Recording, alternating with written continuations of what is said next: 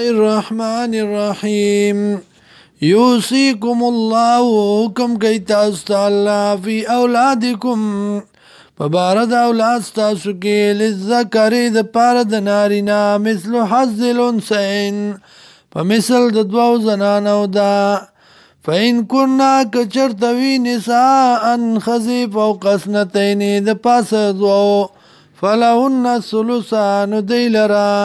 دوی سیدی ما داغ مالنا ترکا جبری خودیوی 2/3 وإن كانت توک چرتوی واحدتن یوا فلحن نصفو نو دی لرا نیمدا ولی ابوی او د پار د مور او پلار لکل واحد د پار دار یو منهم السدس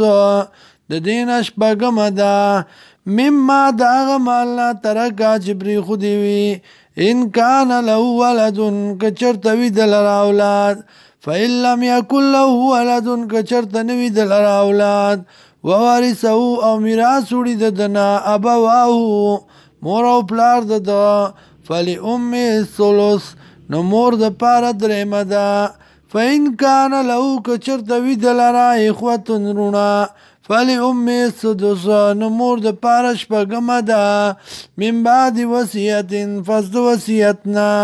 یوسی چې وصیت وکړی شي بیا پاغې سره او دین یاوي قرضه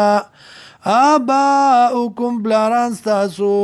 و ابناؤکم او زامن ستاسو لا تدرونا نبویږئ تاسو ایهم چې کم یو د دینا اقرب لکم نږدې دي تاسو ته نفعن په پیدا کې فریضه من الله دا فریضه دا مقرر دی من الله د طرف ته الله نه ان الله یقینا الله کان دی علی علیما حکیما پوه او حکمت والا ولکم او تاسو لرا نصف ما نیم اغمال ترکا جبری خودی وی ازواجکم بیبیان استاسو ان لم یکن لهن ولد کچرت نوی دی لرا اولاد فإن كان لهن ولد کچرت وی دی لرا اولاد فلکم الربع نو تاسو لسلورم دا مما داغ مالنا ترکنا جبری خودی وی من بعد وصیت پس د وصیتنا یوسینا چې وصیت وکړی شي هغې سره بیا په هغې سره او دنیاوي قرضه ولهن الربع او دی لره څلورمه ده مما د هغه څه نه ترکتم چې پرېښودي وي تاسو ان لم یکن لکم ولد که چېرته نه وي تاسو له اولاد فإن كان لكم ولد کچرته وي تاسو له اولاد فلهن الثمن نو دی لره اتمه ده مما د هغه څه نه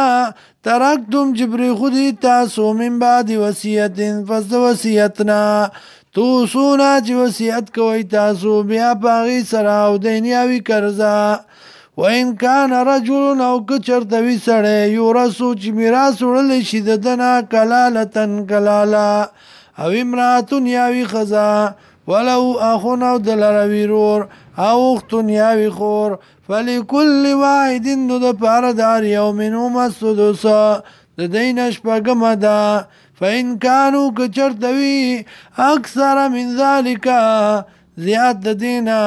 فهم شرکاء نو دی شریکان دی فی الثلث په درېمه کې من بعد وصیت پس وصیتنا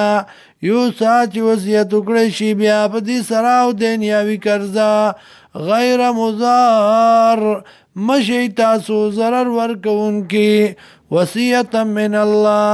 دا وصیت دی طرف د الله نه